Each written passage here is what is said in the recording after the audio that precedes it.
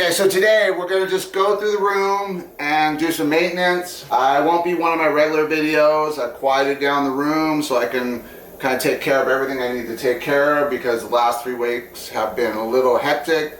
Went on vacation for a week. The week before was the membership starting up, so a lot of chaos. And the last week or this last week that we just went through, work was just packed because, you know, obviously taking the week off. So everything's calmed down. It's Sunday morning.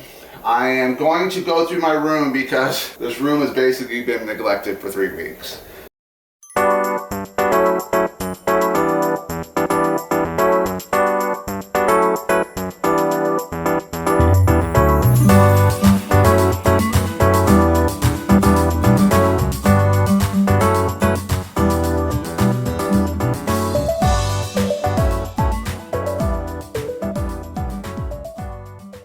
So there's a lot I want to do, so I'm going to kind of go through the tanks and tell you my plans for the tank, but also the plans for the channel, where it's going to go. What's nice is today I only have 2 orders, so usually it's about 25 to 30 orders, but I think with the memberships, you know, some people were turned off by it, and that's fine. I want to only make content for the average person that needs help. If you know it all, then this isn't the channel for you because I don't know it all. And yeah, you could correct me all day long, and I'm fine with that, whatever. But I want to make this channel for people that need help because I was that aquarist at one time. And back when I started, there was no internet, so it was books. Lots of libraries, lots of buying books, you know, at bookstores when I could find them. And back then, if you found a book, it was gold, and you bought it because any information was important. So that's what this channel's geared to. The people that want the memberships, high quality for a great price. Now, what I'm gonna do right now, before I start this video, is tell my members, if you want the code for the 20% off the website, email me, shelleraquatics@gmail.com.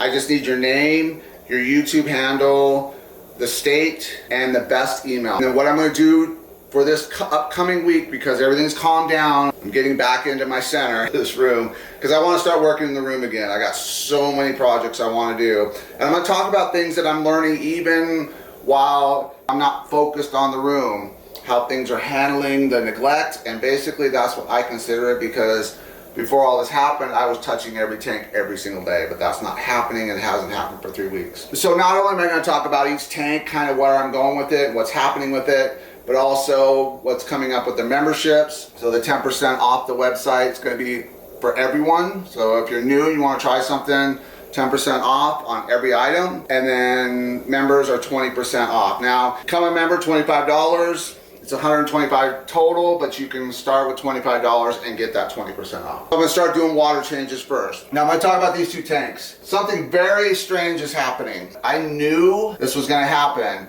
but it's been so long since I've bred domestic discus that I kind of forgot how extreme it was. Now as a breeder, you know, when we get in the wild stuff, the death rate, call rate is about 1 to 2%. Now in here, you're gonna see little fish that probably are not gonna be able to make it because they just won't grow right? So these tiny guys. But in this tank is a cross with my wilds and the turquoise. Galaxy turquoise. I'm losing about 3 or 4 fish a day in this tank, and that is what I remember when I bred domestic discus. I would say about 30%. 30% of the fish basically just die on their own, and that is from high inbred fish. You can't get that color in a fish unless you inbreed it, right?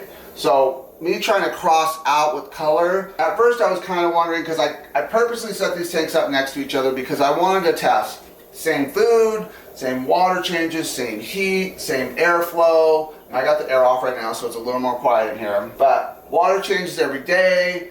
This, I've probably lost about 35 fish. Now you're saying, am I a bad aquarist? Maybe I'm just a bad aquarist, but the reason why I got out of breeding, and I made a lot of money breeding domestic discus, don't get me wrong, it's still lucrative, but that's what I did not like about it, was all the dead fish that I got when I bred domestic discus. Now, that 30% is an average. Some were 10%, some 50%. When I stopped breeding the blue diamonds, it was close to 50% because you have to remember, to get that fish to look as amazing as it did, it had to be highly, highly, highly inbred.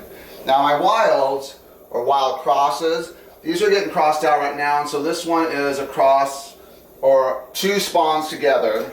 So it's my blueface and my red turquoise, which is my strain. This is actually a brother-sister cross, because I wanted to get those genes set. And then the wild blue, wild. So, very hardy fish, freaking bulletproof. You could drop them on the ground, step on them, and they probably live. I mean, it's incredible. This is why I do what I do now. I'm not telling you to do this because to a retail average person, the domestic fish are going to be what they want. They want that pop of color, saltwater think, and you're going to get that with the domestics, but they're not as healthy. I don't care what anybody tells me. I've lived it, right? I have dealt with this for 30 years, and I'm telling you right now, these are going to be beautiful because they already got the blues, but what's nice is these guys are showing blue too, and these are wild. There's really no domestics in these. They're mostly all wild cross. I think it's a fourth cross to a wild fish. But the wild blue actually almost looks like a domestic fish. So I think this is kind of the way I'm gonna go. Now, what am I gonna do with these fish? I can see already this morning I walked in, I got 1, 2, 3, 4 dead fish, and that's about daily. I'm losing about 4 fish now daily. Well, you said you've been neglecting tanks. Yeah, same exact. There's been no difference between these two tanks. It's exactly the same as far as maintenance, food, everything is exactly the same. Because I knew going in, I did not expect it because I had forgotten. It's been a few years since I bred a domestic discus.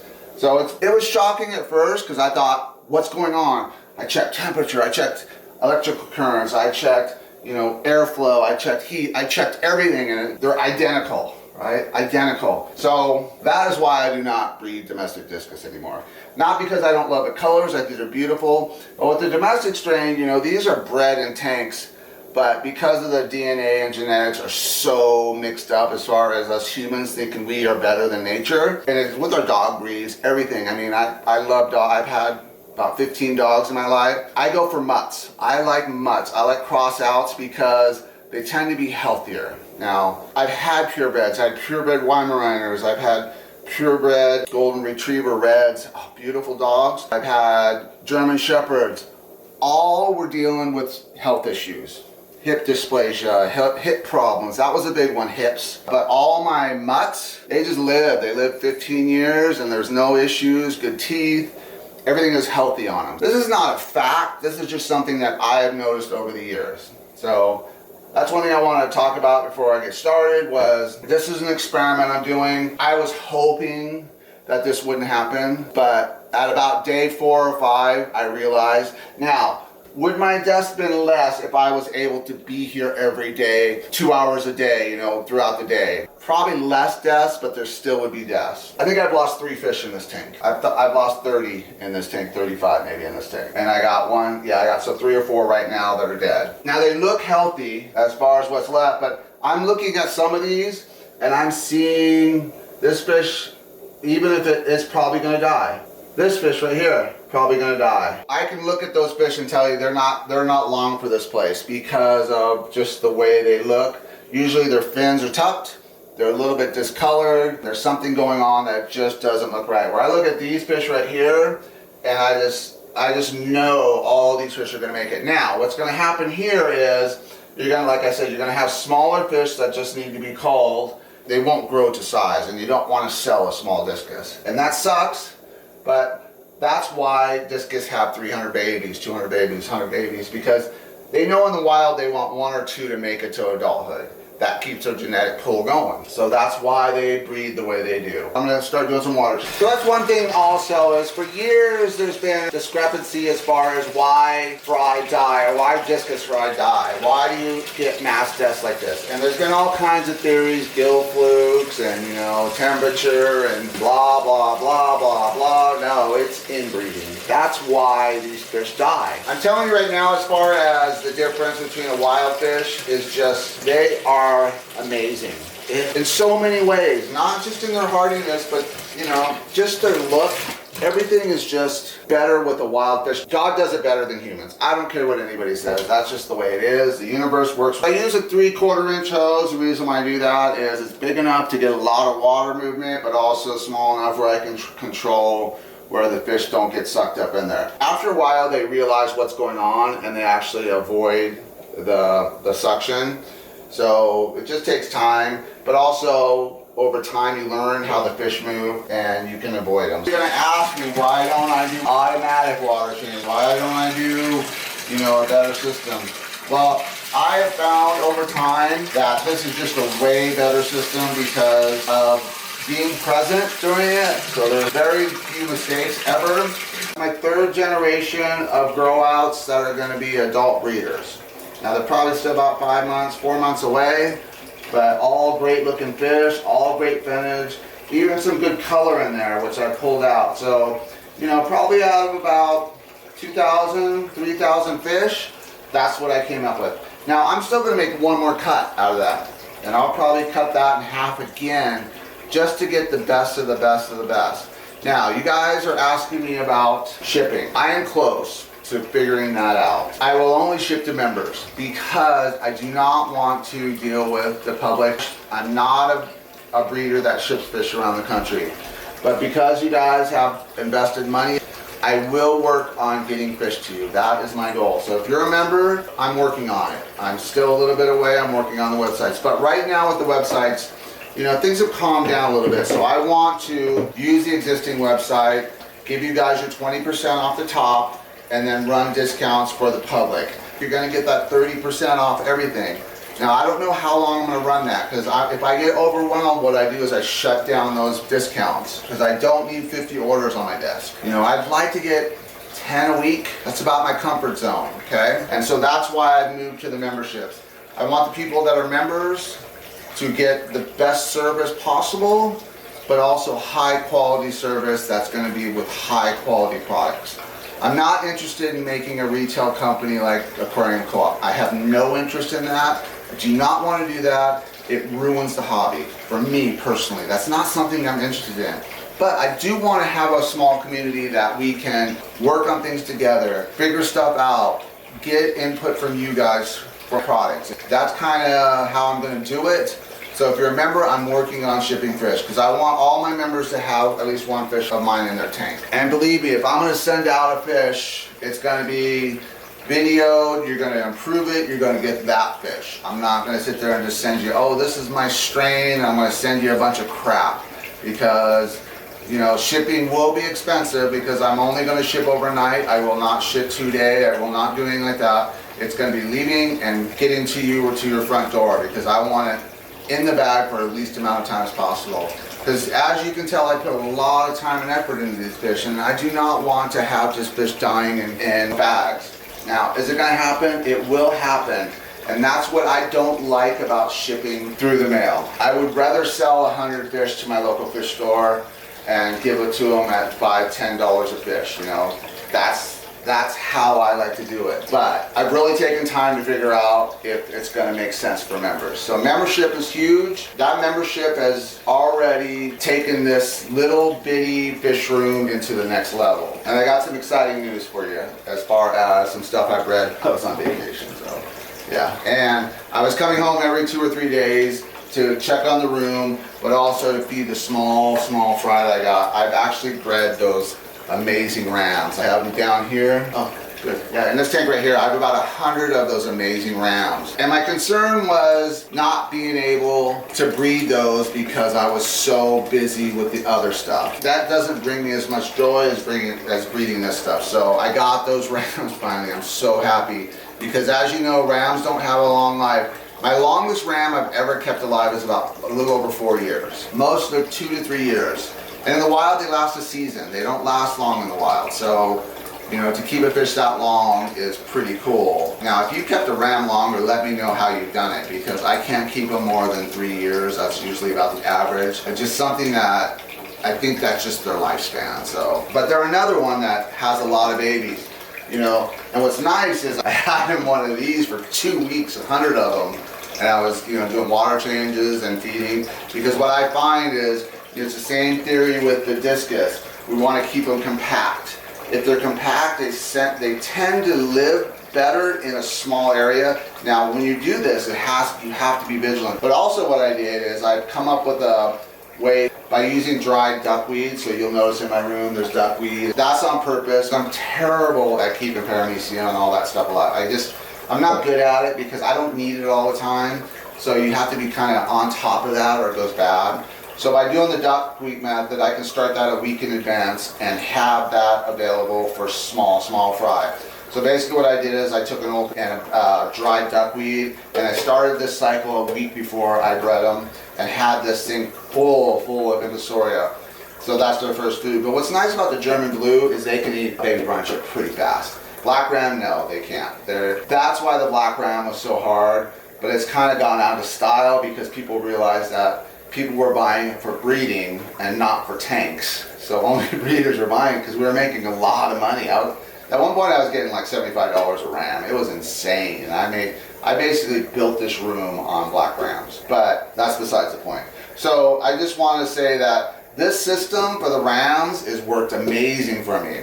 I'll go into a video on that one day. But I have some tweaks still I want to make on it, so it's not quite done. But yeah, 100 rams, I'm pretty happy. Because I think I paid, oh man, I want to say I paid for 6 rams, I paid like 90 bucks. Small babies. And they were from a breeder in Texas. Because most of the crap coming out of Florida is just so crossed out now. They're not true German blue rams. I do have a cool one I've gotten from Florida. It's a long fin, and it looks like a German blue, electric blue cross. And I'm interested in it just because I think it would do well in fish stores. Something I might work on. And that's the problem now is because I've been working so much that I'm not focused on my room. I have so many projects I'd love to get to, like my angelfish that I've been working on for 3 years. I'm like on generation 9. They are some of the most beautiful angelfish I've ever seen in my life. And I'm not really an angelfish guy, but when I go into a fish store and I see, I call it the orca fin, where it bends over, I cannot handle that because they're not, when they come out of the wild, man, they are just sharp points. Gorgeous fish. And so my angelfish have come from the red shoulder Monocopora and about 8 generations out. Now I bred the wild and I had about 3,000 babies, couldn't sell them. I gave them away. I gave them to a fish store. I said, here, just take them all. You can have them all. I mean, he made a ton of money. There's no way people are buying that many angelfish. They need, one angelfish for a tank maybe. So, all right, this is the wrong one. So as the fish get bigger, I use a bigger hose because obviously I can move more water and get these done faster. This is the 1 1/4. I just put this on for rigidity. Just uplift tube for a sponge filter. So this way I can move water fast and move on to the next tank. Now I don't really worry about getting every piece of debris out. Because really it's about the water changes. You notice I have 1 sponge filter in this tank. 1 sponge filter. And the reason why is because I don't wipe down the walls. And I have these cones, and these cones are actually filters, believe it or not. I know that sounds strange, but they hold so much bacteria on them that they basically convert any ammonia into nitrate almost instantly. Between the sides not being clean, because this has been so neglected, all the glass is disgusting in my room. So I do clean the fronts, but just haven't done it yet on this tank or any. Today's the real first day I've gotten in my fish room in 3 weeks. It's been crazy. And this tank I did a huge water change about 2 days ago, like 70-80%. So I'll just do like a 20% today and more of just to make sure they're healthy because they're still growing. This tank right here is what I'm selling locally. I sold some to a fish store. I've sold them to private people that buy my fish. They're going for about 10 bucks each. Now, one thing about this group here is I've already picked out the 12 that I want for my first batch. And there's probably 2 or 3 more I'll take, but there are some fish that need to be culled. Like this guy's missing his top fin. He's a good sized fish, but he will not be sold. And then if you look, like this guy right here is perfect. He's perfect shape, everything. He's got good forehead on him. He's probably gonna go with my 12. Now I will do up to 20 pulls and keep those and grow those out and then cut those in half and cut them in half again. But these fish are going for 10 bucks right now, but I'm looking at them and I'm seeing probably 5 or 6 culls. Now I have not culled any fish out of this, and I think I've had 2 deaths out of the 100 I had.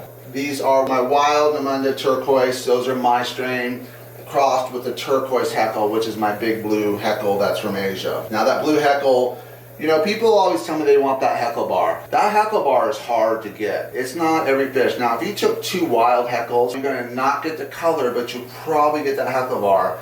If you want to try to get color into a heckle, it's probably 1 out of 500. Really, you get that good 5th bar. So it's not common, and what you'll notice is even in some you'll get the bar, but it's not as distinct. It kind of goes as a thicker line, but it's not that true heckle bar. I'm trying to get color into my fish. Now, when I get a fish that has that heckle bar and gets color that I have bred in my own strain, that'll be a hallelujah day. On this tank, I just cleaned at the bottom. That's my water alarm. That's one project I'm working on, is water alarms. That's going to be coming real soon because I can't tell you my fish room has changed since I've gotten those water alarms. Yeah, I very rarely have water hit my floor anymore. I have one ready for the barrel, but I'm trying to build one a little more custom for the tank, and I'm getting close to that, but that's probably still a few months out. But those water alarms are lifesavers because what happens is, you know, in a fish room, you get going on something and then you get, well, I do because I suffer from major focus issues as far as ADHD, and I never realized until my wife says, you know, it makes sense. But anyways, I start getting on another project, and without those alarms, so much water would hit my floor. And I very rarely, I would say where it was once a week, twice a year now, maybe water hits the floor. And you know that sand water is hitting the floor. So not only do I have water alarms in my barrels, and I don't have them in my fish tanks. I'm pretty good about watching my fish tanks, but when it's out of sight, like my barrels and stuff, it's huge because it basically stops me from causing a major flood. Especially if you have your tank in your living room. So that's kind of why I'm creating it for the tanks. So as I'm sitting here, okay, so one thing with the rams we talked about earlier. Basically with the 100 rams, I got about 50 of my wild stir-by, so I have 50 F1s in there too, and that's a great combination. If you can breed rams and stir-by at the same time, you're talking a money tank. A 20-gallon tank can be money, lots of money. The wild stir-by, the F1 stir-by, I sell for, at about an inch, I sell for $10 each. And then the rams I'll probably sell for $15 each. And the thing about the rams, they got a short life, but they grow fast. So it's a great fish. If you can find quality rams, it's a money maker, guys. It makes a lot of money because everyone wants one of those for their tank. So what I do sometimes when I overlap, because I talk so much, I'm a talker, is I'll basically put this in and then kind of give them a water change where the water's going. So this is kind of sending all the debris that way, and that hose sucks it up. But the water current basically gets everything where it kind of goes like this, and as it goes into that. So I don't have to sit and watch. What I do is I take this and I shove it in the corner, and that way fish don't get sucked up in. So I don't have to pay attention to it. But I'm going to do all my tanks. I won't have time to put it all on film, but I like doing these videos. The only reason I was having issues is because of the camera overheating. It's hard, and the noise. I got tons of complaints. Some people loved the noise and some people hated it. To me, I was like, you know what? This is a working fish room. This isn't a YouTube studio yet. Get this, I had no idea. So I just had my 4-year anniversary for YouTube. I've been on YouTube for 4 years. And in that 4 years, I made about $400 on YouTube. So I'm like, yeah, $100 a year, man. I'm about ready to retire on this stuff. I got some comments on, you're in it for the money, you just do it for the money, and money's all you care about. I'm like, whatever. 4 years on YouTube, $400. You tell me if I'm into it for the money. As I'm sitting here doing this water, I'm looking at my wild stir-bys, and I'm going, what is... are those eggs? There's about 100 eggs on the glass. I gotta go and pick those out, and I'm gonna do that again. So with the stir-by, I do those in the catch cups too, but these are different. Basically what I do is I start them in methylene blue, not methylene blue from the aquarium tray. That stuff is freaking formaldehyde, highly toxic. You can find it on Amazon now. It is amazing because, you know, they say you gotta get the methylene blue out of there as soon as possible. Well, that's because of the formaldehyde that's in it. I don't know what's up the aquarium tray. I don't know how they can get away with using so much toxic stuff and chemicals. But you buy the stuff on Amazon, it's USP, grade, methylene blue, and you can leave them in there as it grows. It doesn't deform them, doesn't hurt their DNA. There's nothing bad about it. So I put them in with this, stick it in a warm tank, get an air stone in there and put methylene blue in there. In about 5 days, I have hundreds and hundreds of stir-by in one of these things. And then what I do is I start taking that water out, and then I start adding my duckweed concoction. Basically, I have dried duckweed I have in a barrel that is always kind of being replenished with fresh water, and then I just scoop a bunch of that out, and that has all the infusoria I need. Put it in, they eat that, and then they eat baby brine. So stir-by are really easy, but I think the problem with stir-by is people want to use that methylene blue, which is, they're just using the wrong methylene blue. So little tip on that. I mean, it's cheap.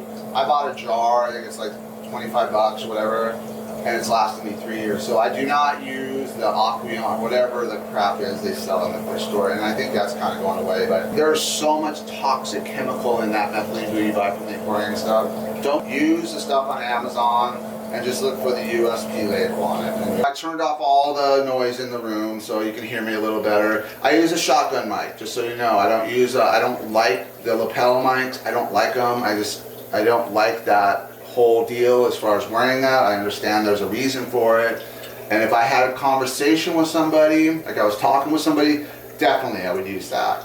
But for me, I like to just look at my camera. My mic is right here.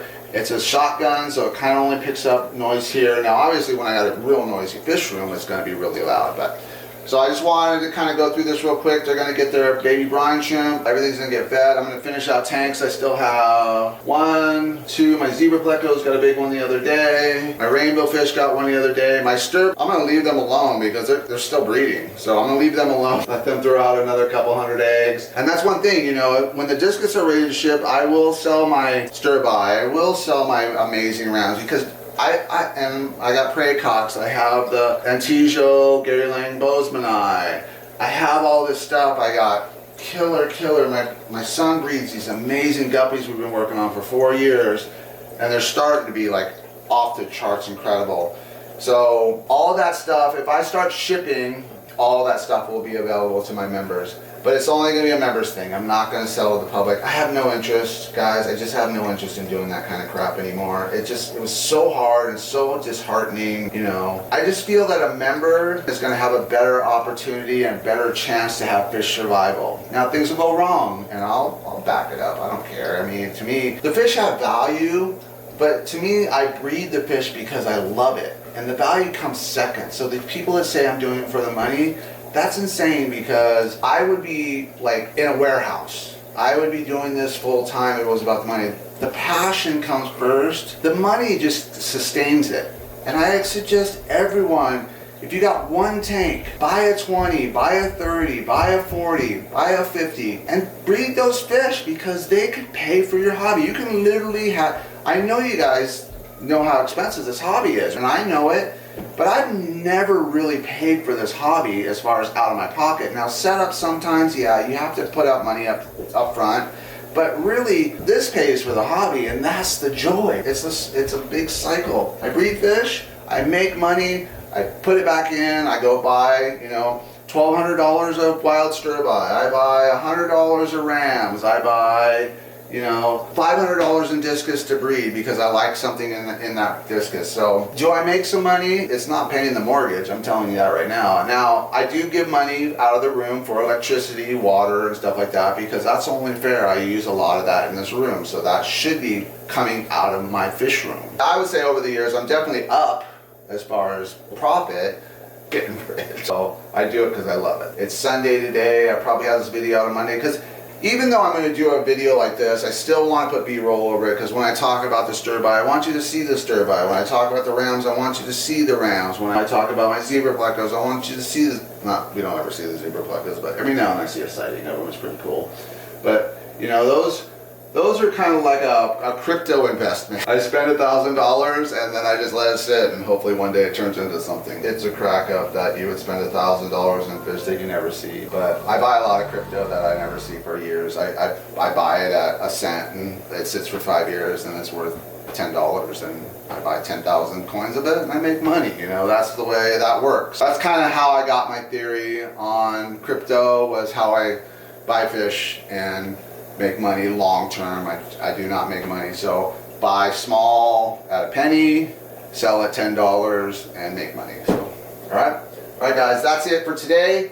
Thanks for watching. I will be making more of these type of videos. Let me know if you'd rather have these or the more polished ones. You know, for me, this is easy because I'm doing work and I'm shooting a video, so I'm killing 2 birds with 1 stone. So that is awesome for me. I talk a lot, if you can't tell. I have a lot to say because I get asked so many questions on how to do this, or why is this like this, or why do you do this, or so I try to be as thorough as I can in my explanations, but you know, sometimes I just ramble, and I'm not everyone's cup of tea. So like it, don't like it, it doesn't really matter to me. But members, thank you. If you want to be a member, $25 gets you in. Obviously, you have to make, when you make purchases on the membership, you have, I would like if you would like make a payment towards that $125, but it's going to be shut down soon. I kind of extended it to 10 extra because I'm finding that I think it's 49 or 48 people. That's going to be spread out over time because not everyone's going to be buying every weekend. So I might go to 100 people, but the price is going to go up. So it's probably going to go up in a couple more weeks. I would try to get in now at the 125 if you can. And you get the 20% off instantly. Send me your email, send me your YouTube channel, send me your state you're from, send me your full name so I can put everything together in a package. And then when I get that email, if you don't want to do the link or haven't seen the link to get that 20% off, I'll just send you the information so you can sign up right away and get that 20% off, plus the 10% off the website right now. So if you don't want to be a member, you can still get 10% off everything. All right, guys, thanks a lot. Bye.